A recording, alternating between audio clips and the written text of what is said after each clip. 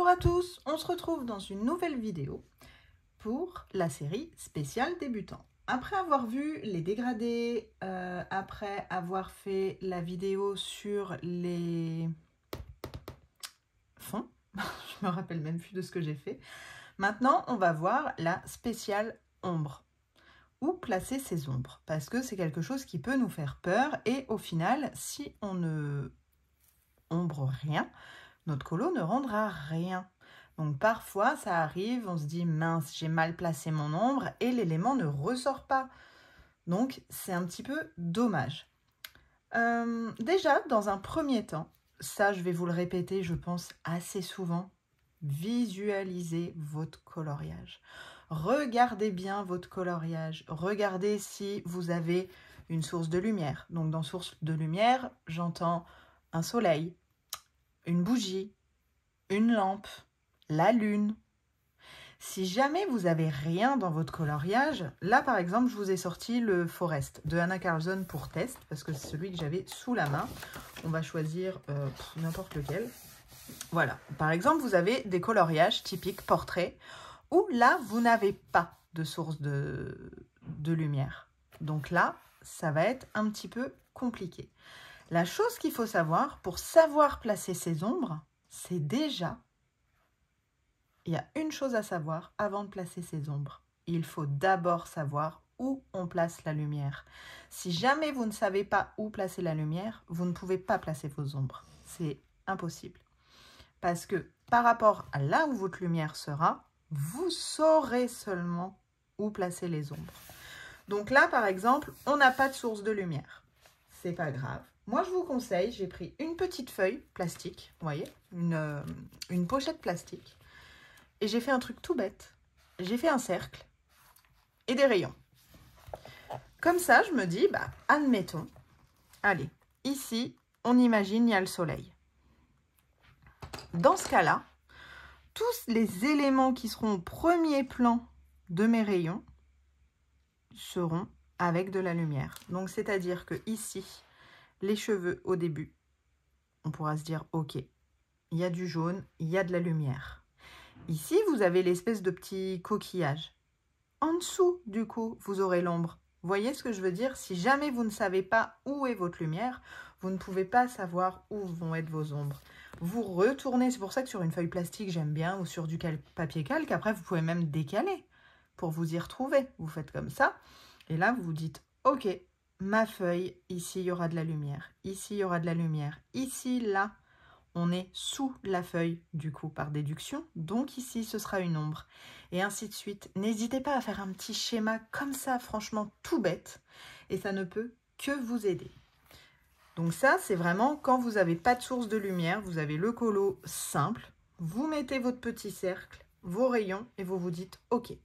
Une fois que vous avez vu, donc vous avez choisi, hop, soit ici, soit ici. Et vous vous dites, ok, donc là, tac. Et là, vous voyez, donc la feuille ici, c'est au niveau de la lumière. Donc, vous prenez votre crayon jaune et vous coloriez déjà tous les endroits où vous aurez de la lumière. Hop, on refait pareil, on replace. On se dit, bon, bah, cette feuille-là, pareil. Donc là, on remet du jaune. Et on n'hésite pas à pousser aussi les rayons. C'est-à-dire que si je viens mettre là, alors que ma lumière est là, c'est pareil, je pousse. Donc, on se dit, ok, la mèche de cheveux, ici, elle est en premier plan. Donc, elle sera jaune. Donc ici, ce sera un petit peu plus foncé parce qu'on visualise le coloriage, on visualise le 3D, en fait. Il faut vraiment visualiser. Ici, quand on a une mèche de cheveux, ici, c'est renfoncé. Donc là, ce sera sombre. Mais ici, ce sera lumineux. Ici, ce sera lumineux.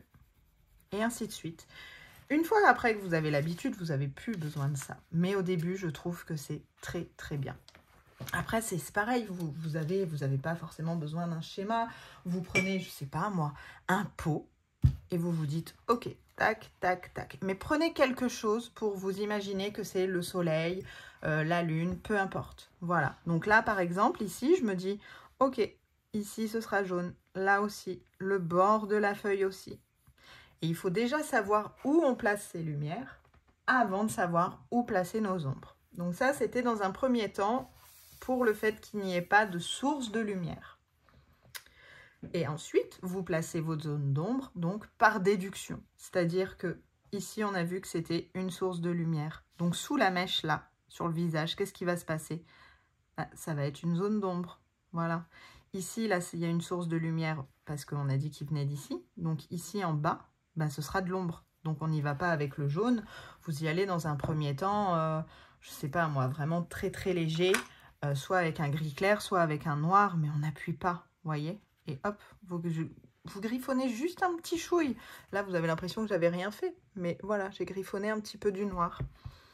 Ici, donc, on a dit, pareil, zone d'ombre. Hop, on vient mettre 2-3 traits, histoire de dire, ok, ici, ce sera ma zone d'ombre. Et ainsi de suite. Pour ça, après, par rapport à la lumière, il y a des choses qui peuvent vraiment beaucoup vous aider. C'est les illustrateurs, mais notamment, donc là je prends un livre, c'est de l'intelligence artificielle, on sait, mais on s'en fiche, c'est juste à titre d'information. Quelque chose qui va vous aider, par exemple, c'est le grayscale. Le grayscale, dans un premier temps, vous pouvez acheter ça, c'est sur Temu, je crois. J'ai payé ça 3,50 € ou 4 € et vous pouvez vous dire, ok, je le prends, mais c'est juste pour m'apprendre, c'est pas pour mettre en couleur. Vous avez des portraits comme ça. Et le grayscale vous place déjà toutes les ombres. Et ça, c'est quelque chose qui peut vous aider. Le grayscale, généralement, la lumière vient de face.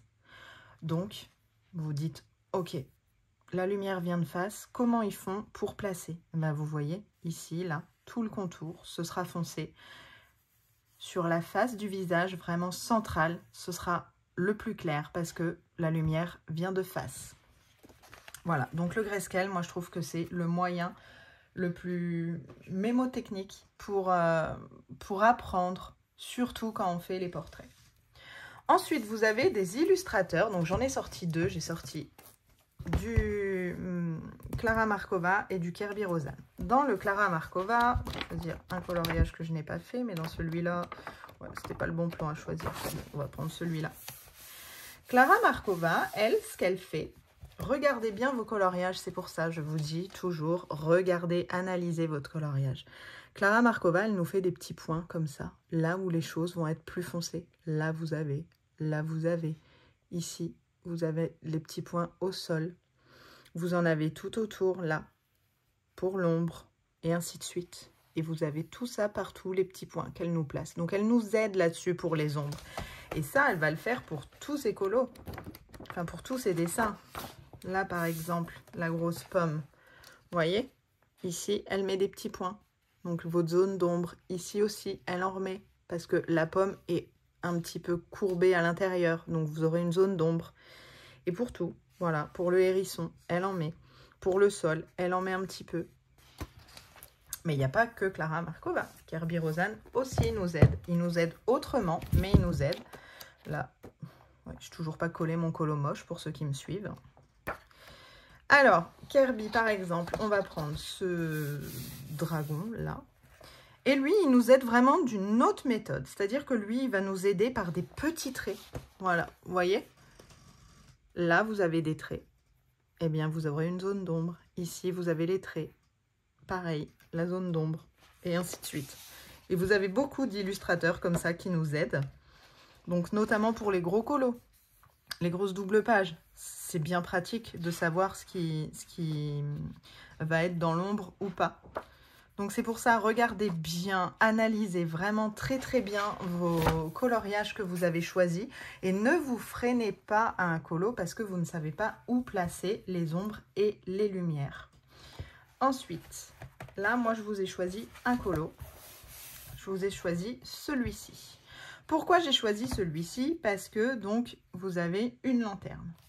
Donc, forcément, si on en revient à la vidéo précédente des fonds, vous avez une lanterne, on voit la bougie à l'intérieur, donc on se dit, ok, c'est allumé. Donc le fond, si c'est allumé, il sera de nuit.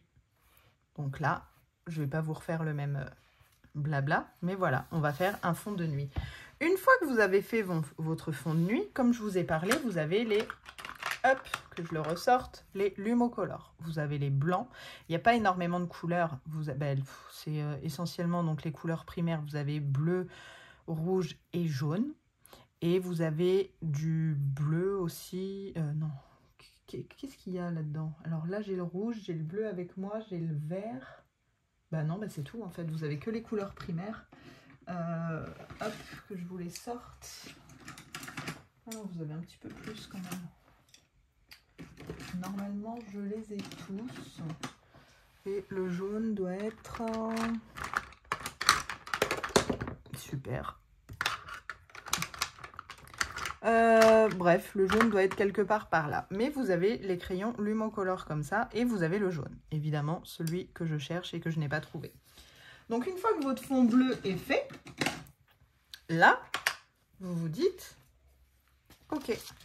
Et dans ce cas-là, ma zone de lumière, elle est là. Donc, forcément, vous aurez votre halo lumineux tout autour. Là, ça va aller vers le ciel. Donc, à part le halo, vous n'aurez rien. Et là, sur votre colo, vous vous dites, OK, le dos de la souris, hop, on reprend notre crayon jaune et on se dit, OK, le dos de la souris sera jaune. Le côté aussi. Le dos du petit lézard aussi sera jaune. Et là, si on prolonge les rayons, on se dit, OK, ici, hop, il y aura des petites zones de lumière dans mon eau. Donc, on fera des petites zones de lumière. Voilà. Après, la lumière, forcément, il y a un moment, elle s'étend, mais elle devient plus pâle. Vous voyez ce que je veux dire?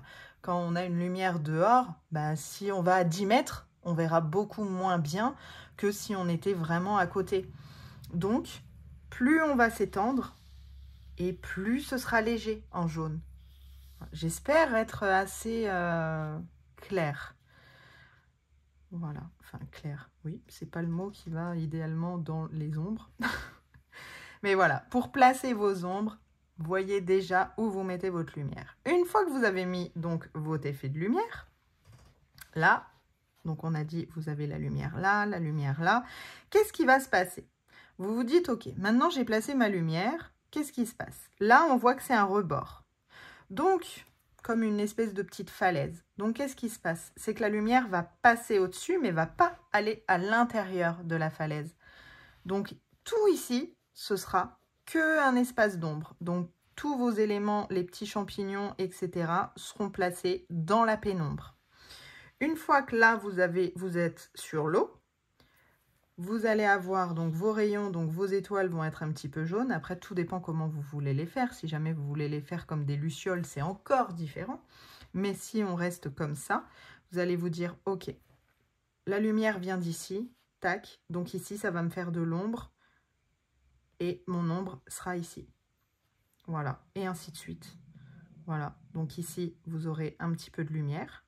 Et plus on s'éloigne, moins on en aura. Là, ici, ce sera un petit peu lumineux, léger, parce que vous avez votre lanterne. Derrière l'étoile, vous aurez votre zone d'ombre.